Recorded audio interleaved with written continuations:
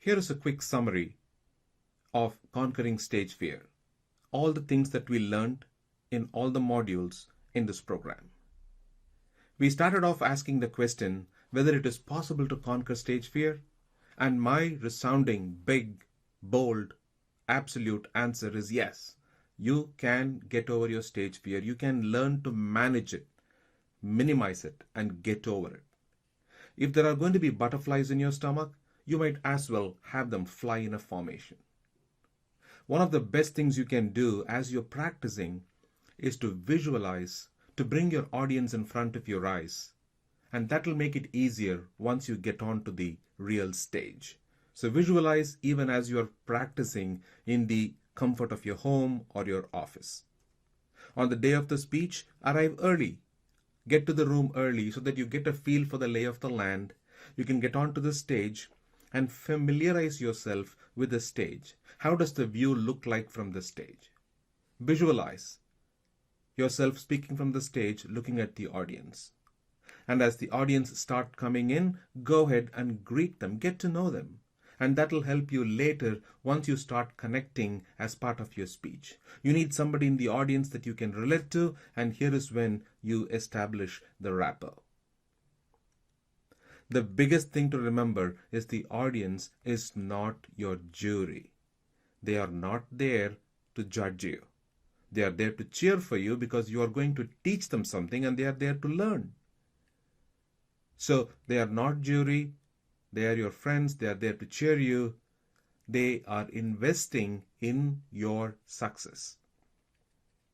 And then we went on to learn the two big techniques that I use as part of my experience in getting over the fear, the anxiety in the first few moments. One of them is to take time. The moment you show up on stage, take time.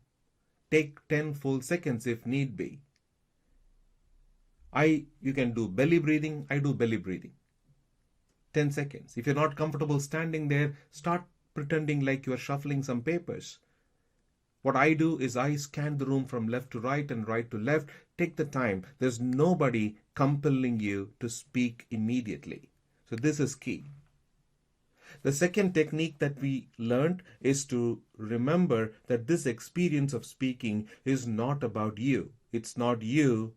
Your focus is on them, the audience. You are there to serve them. You are there to teach them. And you are going to focus on them. Take the focus away from you. One of the bigger techniques, one of the best techniques that you can ever learn to manage your fear is to remember to hold a conversation with the audience. The audience is a group of individuals. Now, how comfortable are you in having a one-on-one conversation, even with one of the people in the audience? And what do you do as part of the one-on-one conversation? You are dynamic, you are animated, you gesture, you joke, you engage in a real conversation. So if you can replicate that, if you can learn to hold on a one-on-one conversation and replicate that across a group, then you have your magic pill towards getting over the fear of public speaking. So identify one person in the crowd. Focus on that person, have a dialogue with that person. And once you are comfortable, move on to the next person.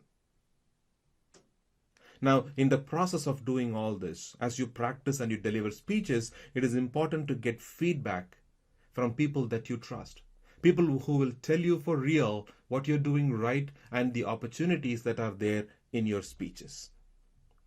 So feedback is a powerful mechanism to get better in your public speaking and to get over your speech. So here is why I say that. Is because there are things that you think are a problem, that you think are impeding your process of becoming a great speaker, but the observer, the person giving you the feedback, may not think so. What you think are your problems may not be your real problems. There could be something entirely different, or there may not be any problems at all.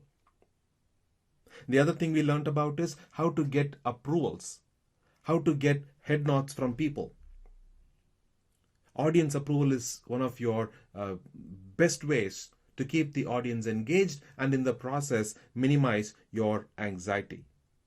So every time they approve, you know that what you're saying is getting to them and you're doing a good job as a speaker. So head nods could be either voluntary, meaning you are doing a good job already and people are acknowledging it by nodding their heads, by smiling, or you can also stimulate a head nod by prompting the audience. You can ask questions like, is that clear? How many of you, etc., etc., etc. What we call the body poll.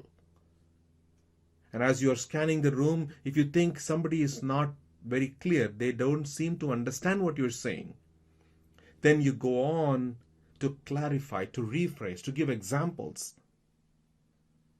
So that way you can address that person's concern. The frown on the face can quickly be turned into an engaging, acknowledging, approving audience. Now, is there a silver bullet? Yes, there is a silver bullet, and it is not the magic pill that you are thinking of. The silver bullet is to go ahead and give as many real speeches as possible. See, practice speeches are great. The speeches that you do in the confines of your home is really good. You need that. But the test of fire happens when you stand in front of a crowd and start speaking in front of them. So the more you do, the more you get used to the stage, the more you get used to standing in front of an audience and learn to manage the anxiety and the fear. Then we went on to learn the don'ts. There are some big ones. One of them, the biggest one being never ever memorize the speech word for word. Because if you happen to forget one word or one sentence while you are on stage, to recover from that becomes very difficult. Then we learned about the no alcohol rule, the no caffeine rule. I mean, if you are used to having coffee and still being able to speak without any jitters, there's no problem.